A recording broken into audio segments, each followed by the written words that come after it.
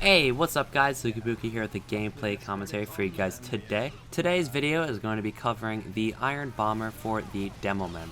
In the Meet Your Match update, we saw a little buff, which was decrease the fuse time to 1.4 seconds from 2 seconds. So to a certain extent, this weapon kind of functions like a sticky bomb launcher, because the grenades have little bounce and roll, less fuse time, and a little bit less of an explosion radius.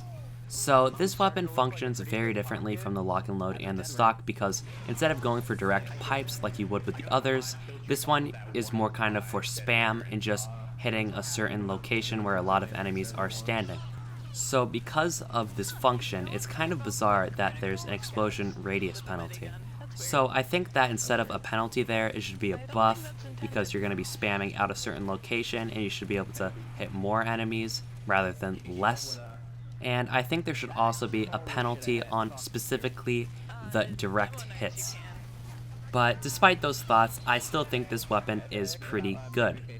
You still have to remember though, the sticky bomb launcher is basically always better to use, except for if you're against a scout or something, because after all, it's basically Demo Man's primary weapon. So you can't really go out with this weapon and expect to do damage like you would with the sticky bomb launcher. It just simply wouldn't be balanced in comparison to the grenade launcher and the lock-and-load. So one thing I must say I really love about this weapon is the ability to do a much easier grenade jump than if you were using the stock grenade launcher. Because there's no roll, you can very easily get over it and position yourself right so that you can jump very good. So possibly if you're using the shield in your loadout, this would be a very cool weapon for mobility if you want to be able to do a sticky jump kind of thing. So I would say this weapon is viable, but I feel like Valve was kind of confused and balanced it in a kind of weird way. As I mentioned before, there should be a penalty to direct hits, and there should be a bigger radius instead of a smaller explosion radius. Honestly, that kind of seems to be the story with most of the weapon changes in this update.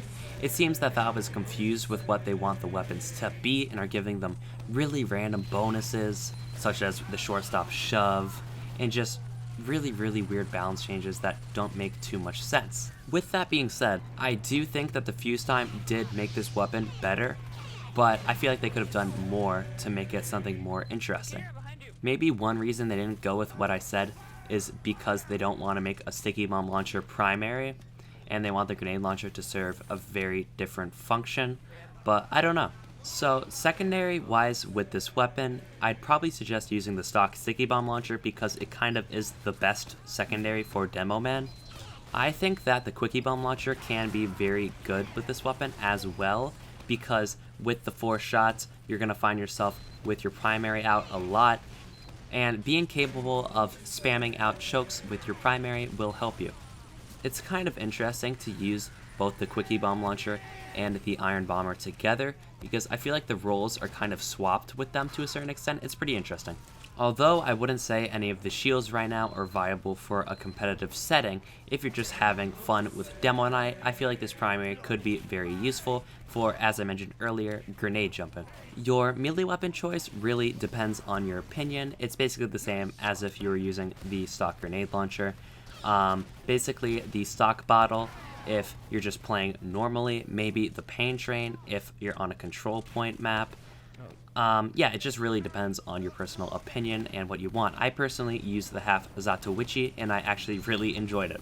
So in summary, I'd say this weapon is very viable.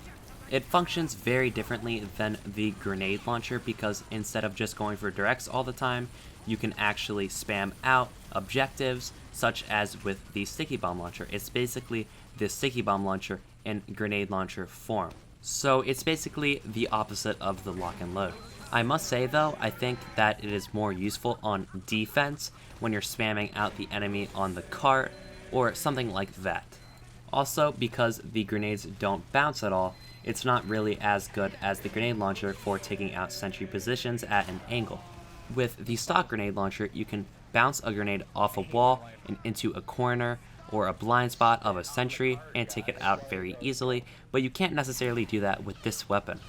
So that's going to wrap up this video. I hope you guys enjoyed. Feel free to stick around for more videos like this. I aim for daily uploads. Have an awesome rest of your day or night, and peace out.